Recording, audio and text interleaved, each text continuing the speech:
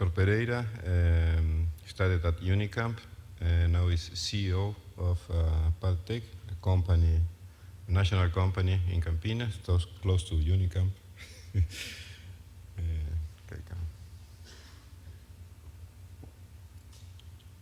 Ok, bom dia a todos, obrigado Hugo pelo convite.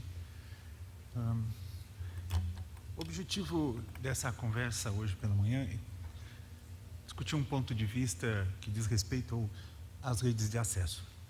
As redes de acesso talvez sejam hoje um dos principais desafios às redes de telecomunicações. De uma forma geral, nós todos sabemos que as redes devem comportar serviços mais diversos. Serviços que vão desde voz, que é um serviço extremamente sensível ao atraso, né? Atrasos superiores a 50 milissegundos levam a um desconforto do usuário. Serviços de dados passam, em geral, por downloads de grandes arquivos e mesmo interconexão de diferentes bases de dados. Serviço de transporte, de informação, de internet, por aí vai. Então, as redes de telecomunicações, as redes digitais, elas guardam, em princípio, uma compatibilidade grande com todos esses serviços. De uma forma geral, um sistema de telecomunicação, ele deve prover uma baixa latência, ou seja, um tempo de processamento da informação na própria rede ser pequeno. De outra forma, compromete os serviços sensíveis a esse parâmetro de latência e, ao mesmo tempo, devem prover uma elevada capacidade. Essa transparência resume, assim, de uma forma bastante genérica, as redes de telecomunicações, né? Então, o backbone, por exemplo, é um problema razoavelmente bem resolvido, à medida que sistemas comerciais de alta capacidade já estão praticamente uma década no mercado.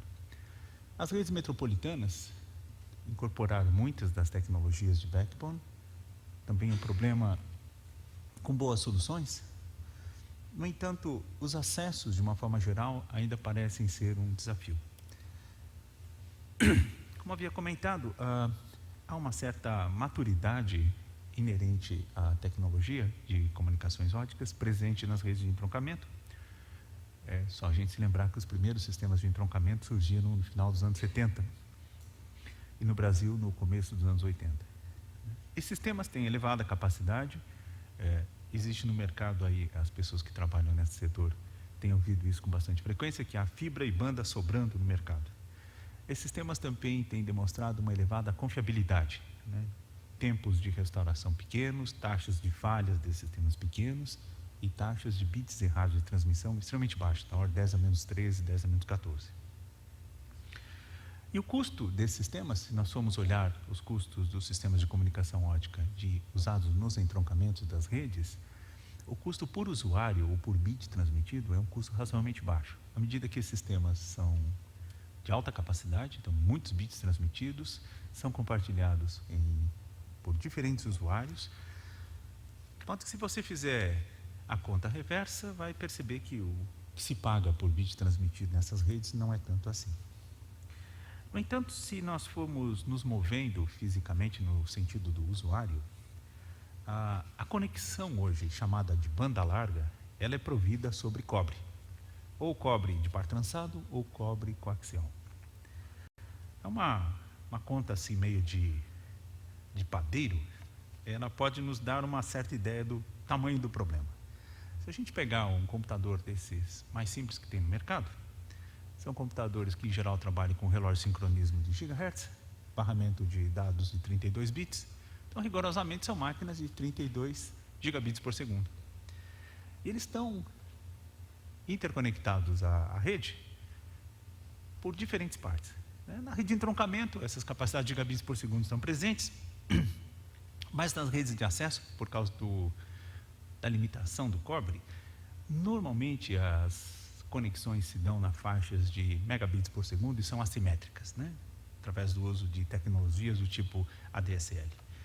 Então, há nitidamente uma barreira a ser vencida entre o processamento que o usuário demanda e efetivamente é capaz de fazer pelos recursos que tem à mão, a compatibilidade das redes de entroncamento, que já tem uma maturidade tecnológica muito grande, e a conexão entre esses dois mundos, o mundo do usuário e o mundo das redes de entroncamento. É necessário se olhar também as alternativas tecnológicas que se tem. Basicamente, há duas alternativas tecnológicas. Uma alternativa via rádio, sistemas wireless, Wi-Fi, WiMAX, enfim, são conexões via rádio, e sistemas de conexão via fibra.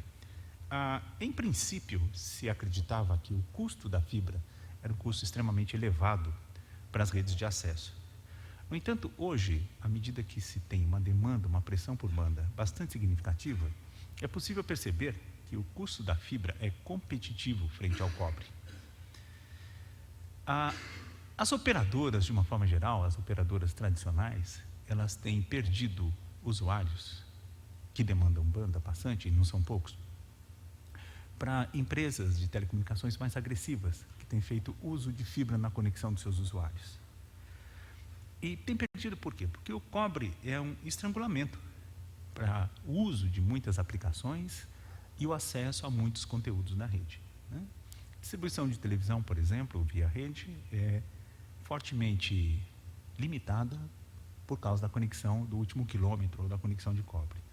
A própria indústria cinematográfica, que rediscute o modelo de negócio, através de distribuição de filmes pela rede, se ressente de uma conexão mais poderosa, com mais capacidade.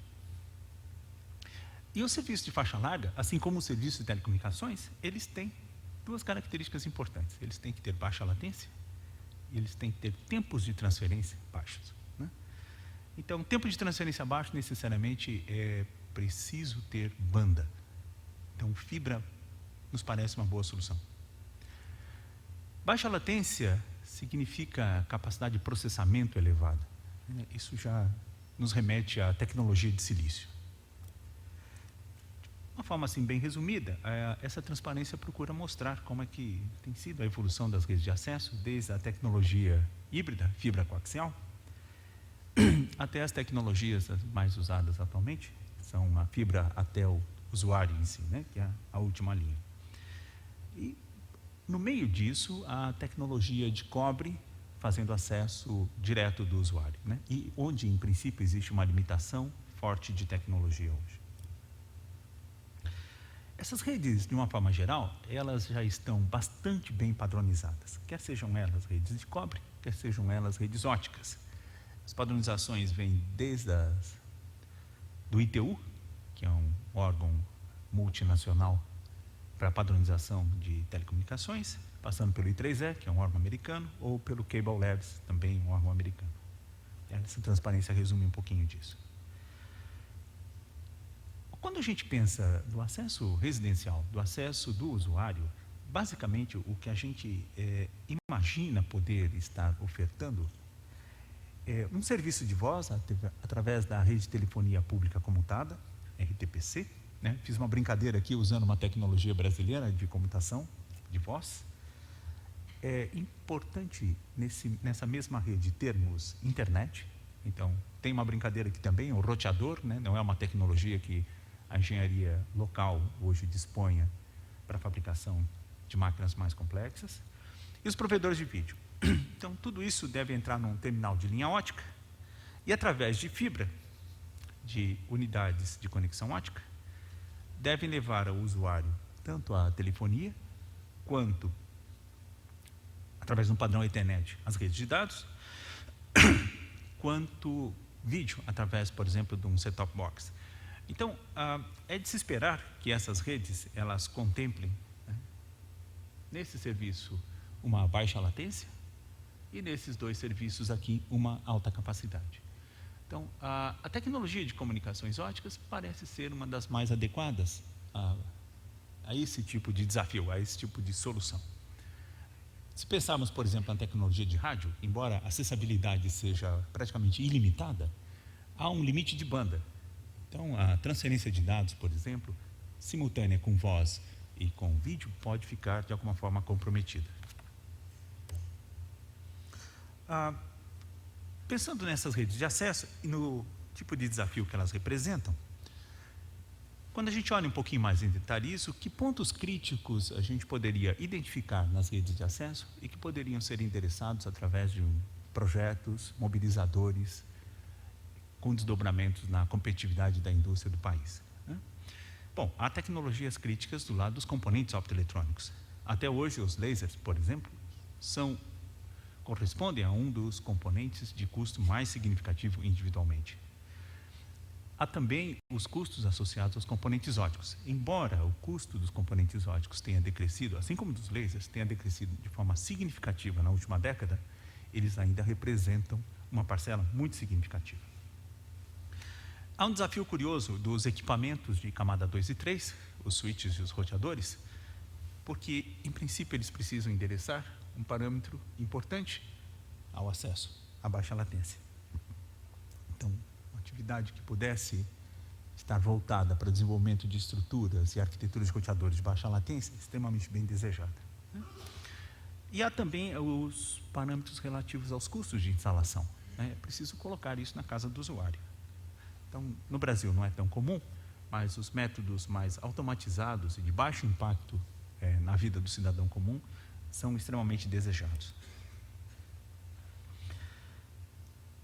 De um lado, nós temos um enorme potencial de mercado ou de demanda passante do lado do usuário, mas também o usuário não quer pagar muito por isso, né? Os usuários, de uma forma geral, e no Brasil não foge muito dessa regra, tem um teto em torno de $100 por mês, por uma conta mista, telefone, dados e voz, né? No Brasil, às vezes, o pessoal de classe média alta paga até bem mais. Então, isso aí nos remete a um outro parâmetro importante, que é o custo dessa tecnologia, né? O acesso, que é um dos estrangulamentos ao sucesso das redes de telecomunicações, provavelmente seja um dos fatores que mais inibe o crescimento das redes hoje, é criticamente sensível ao custo. Só para a gente ter uma ideia, uma distribuição de custo assim, bem básica de uma rede óptica passiva, incluindo fibra, no mercado americano está por volta de $2.500, sendo que $1.500 corresponde aos equipamentos.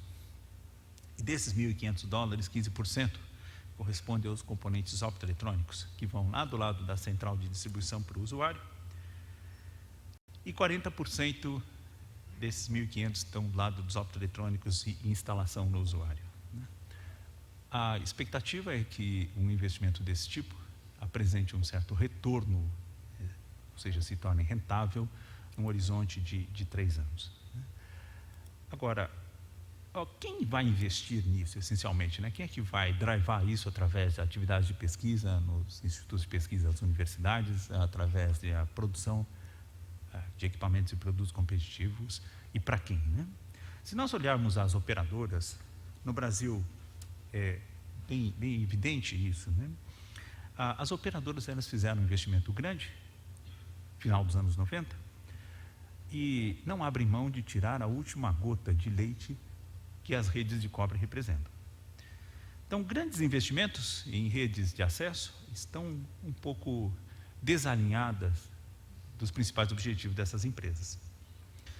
Talvez não venha de lá os principais investimentos, a menos que tenha uma rediscussão de algumas coisas.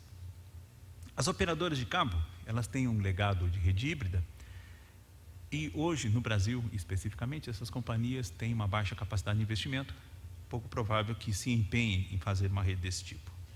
Novos empreendedores, aqui em São Paulo, têm bons exemplos de condomínios verticais e horizontais que têm investido nas redes de acesso óptico até o próprio usuário. Então, em princípio, se torna uma oportunidade. O que tem sido observado é que, em muitos lugares, em vários países desenvolvidos, os governos têm sido o principal alavancador dessa partida para a solução do estrangulamento, do gargalo que representa as redes de acesso.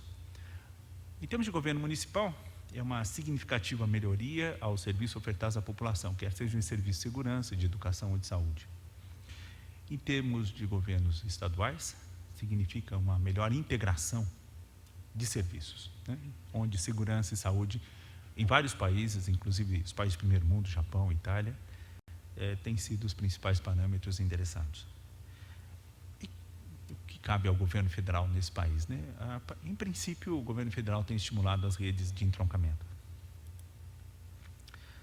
No mundo, tem-se observado coisas bastante significativas. Por exemplo, o Japão, esse ano, ultrapassou o primeiro 1 milhão de usuários conectados à fibra. é um parâmetro bastante promissor para todos, né? Um país que hoje talvez tenha a maior densidade de uso de banda por habitante. Países como a Suécia e a Itália ultrapassaram esse ano os 100 mil usuários conectados a fibras através de vários experimentos e também de iniciativas já de negócios. A Coreia, por incrível que pareça, é um país pequeno, bastante voltado para o mercado externo, está nesse momento à frente dos Estados Unidos em número de conexões. E só como exemplo, nos Estados Unidos, esse ano, os investimentos nessas redes foram os que mais cresceram no setor de telecomunicações. No Brasil, a gente tem visto bastante poucas atividades, embora o potencial exista, à medida que as pessoas têm uma conta alta de serviços integrados, voz, vídeo e dados, e não têm o acesso necessário. No Brasil, um projeto que envolva redes de alta velocidade para o usuário, ele não necessariamente precisa estar conectado às pessoas fisicamente, ele pode estar conectado a instituições da sociedade, né? A municipalidade hoje no Brasil, os municípios são responsáveis pela escola básica. Isso poderia ser um diferencial enorme entre você ter uma escola conectada por um par trançado, um ADSL, em relação a uma escola conectada por uma rede gigabit Ethernet com fibra ótica. A mesma coisa se aplica a hospitais, a infraestruturas, são capazes de atrair investidores, né? É pouco provável que as empresas se interessem a investir num país cuja infraestrutura é um pouco precária. Há também no Brasil, e existia também em outros países, mas isso tem mudado, uma certa inibição decorrente da regulamentação. No Brasil tem uma regra chamada de unbundling, que em princípio é uma regra que flexibiliza o uso dos recursos de telecomunicações, à medida que as empresas que têm recursos, elas devem ofertar esses recursos a um preço justo aos seus concorrentes, né? Isso inibe de uma forma significativa o investimento em novas tecnologias. Recentemente, principalmente no mercado americano, os investimentos em redes óticas de acesso se tornaram muito mais significativos porque essa regra de uso compartilhado, de unbundling, caiu. Os Estados Unidos já não tem mais. A telefonia das empresas de telecomunicações é o serviço que oferece a maior receita, né? Tem uma taxa fixa que as pessoas pagam, só na Telesp aqui em São Paulo gera alguns bilhões de dólares por ano. Então as empresas têm um certo comodismo, né, de não ofertar um serviço um pouco maior. E no Brasil, totalidade, pode-se dizer assim, do serviço de faixa larga é oferecido sobre cobre, sobre par trançado, né? O que nos remete lá àquela segunda transparência, em que isso é um tremendo gargalo à introdução de novos serviços, ao desenvolvimento de novos conteúdos e ao próprio desenvolvimento tecnológico em comunicações. Bom, que benefícios resolver esse gargalo pode trazer à indústria brasileira, né? Falo da indústria à medida que eu estou envolvido com ela. Primeiro lado é gerar competitividade de produtos no país, né? Mas não só voltados ao mercado do Brasil, mas ao mercado de uma forma geral. E isso é possível, de certa forma, sim, à medida que existe uma competência em algumas áreas essenciais das telecomunicações no Brasil, como, por exemplo, comunicações óticas. O Brasil, por incrível que pareça, tem uma pequena indústria de comunicações óticas representada por algumas fábricas, mas de produtos de qualidade e preços extremamente competitivos em qualquer lugar. Se nós pensarmos do ponto de vista de mercado, há sinalizações extremamente promissoras de vários lugares do mundo, da Ásia, da Europa e da América do Norte, de que o empenho em resolver o estrangulamento das redes de acesso, hoje provocado pelo uso de tecnologia em cobre, é muito grande, tanto em nível de governo quanto em nível de iniciativas e projetos mobilizadores nacionais. Há também um benefício interessante se nós tivermos redes experimentais que possam servir como laboratórios vivos ao desenvolvimento desses novos produtos. Novos produtos desenvolvidos em redes reais, eles têm uma alta probabilidade de sucesso e, como consequência, a geração de empregos e riqueza no país pode se tornar uma realidade. Para terminar essa breve conversa sobre as redes óticas de acesso e o desafio que elas representam à indústria de uma forma geral,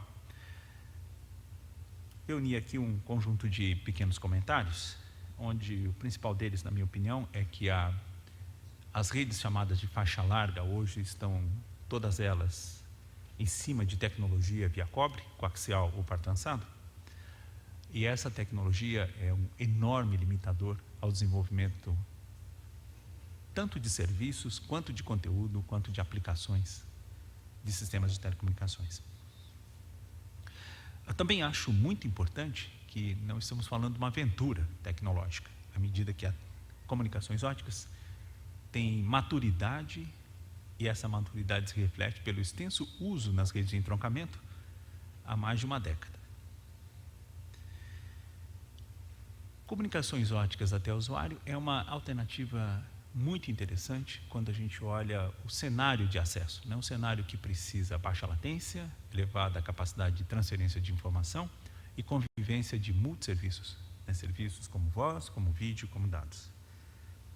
O custo é um fator inibidor, mas a criação de mercado leva a volume de produção e consequente redução de custos. A regulamentação, tal como nós a temos hoje no país, ela não estimula muito esse tipo de iniciativa dentro das empresas que deveriam se interessar por ela. À medida que, se essa iniciativa for implementada pelas grandes operadoras de telefonia, esses recursos devem, em princípio, ser ofertados aos seus concorrentes. Uma maneira de romper esse ciclo que ainda não é vicioso, torná-lo um ciclo virtuoso, seria termos redes experimentais com uma forte ênfase nas redes de acesso e no desenvolvimento das tecnologias em redes de acesso. Bom, isso conclui a minha apresentação. Quero agradecer a todos. Obrigado.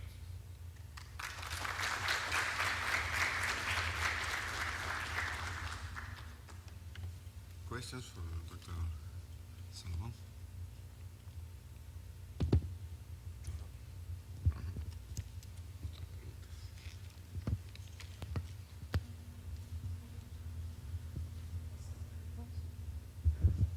Bom, a questão é a seguinte, Salomão, o que fazer para acabar com a DSL?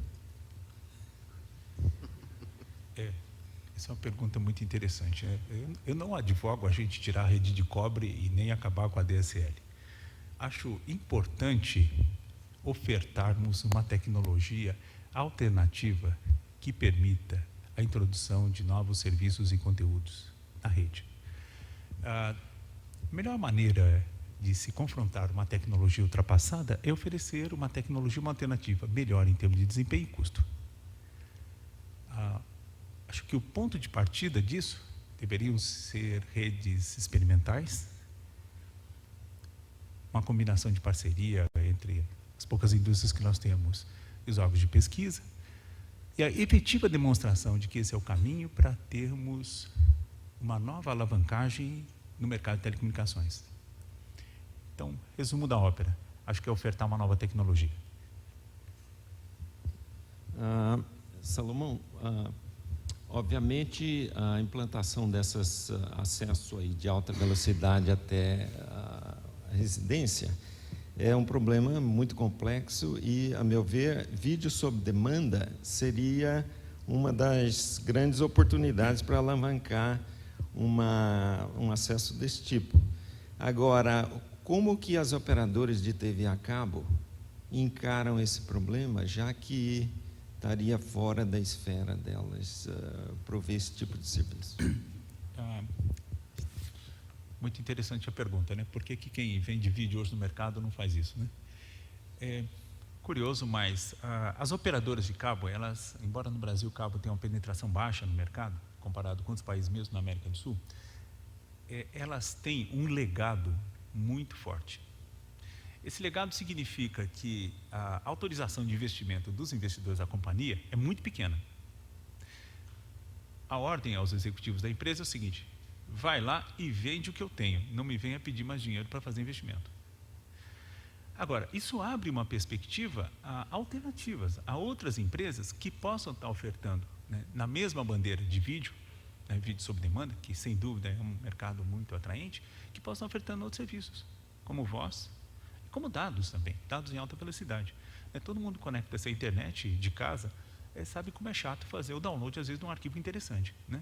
Mas só demora 5 minutos. Puxa vida, mas 5 minutos olhando para aquela tela não é muito agradável. Então, acho o seguinte, Dalton, que para as empresas de cabo se interessar, é preciso mostrar a efetividade da tecnologia. Né? No Brasil ou em qualquer lugar do mundo, os empresários só se interessam quando efetivamente o risco, a definição é meio estranha, mas o risco ficou negativo, ou seja, não vai ter risco nenhum. Mesmo assim, as empresas às vezes têm dificuldades. Então, o passo seria mostrar isso de uma forma efetiva, né, no mercado. Há algumas iniciativas, principalmente em condomínios de luxo, né, mas ainda são iniciativas incipientes em que o vídeo está sendo transportado através de internet. Mas há algumas iniciativas. As empresas de TV a cabo em si, elas não têm, nesse momento, do ponto de vista assim, mais estratégico, uma capacidade, uma vontade, uma determinação de fazer isso no curto prazo. Certamente, pressionados pelos resultados que a gente observa em outros lugares do mundo, isso vai acabar acontecendo no Brasil. Né? Não há muitas dúvidas disso. Recentemente, o principal executivo de uma empresa operadora de telefonia no Brasil anunciou investimentos vultuosos e até o começo de um FTTP no Brasil, que sinaliza a preocupação da empresa em relação à perda de mercado. Basicamente isso. Bom, temos que mover-nos para frente, porque estamos um pouco atrasados. Mas antes disso, queria só agradecer ao Dr. Salomão Pereira. A Partec é uma empresa parceira do projeto Kyatera. Ela já vem nos apoiando através de bolsas para estudantes de doutoramento e também desenvolvendo dispositivos especiais que nós vamos utilizar na rede Kyatera. Bom, mais uma vez, então, agradecemos a presença dos palestrantes convidados, tanto do Dr. Salomão Pereira como do professor Jean-Pierre Van der Weijn.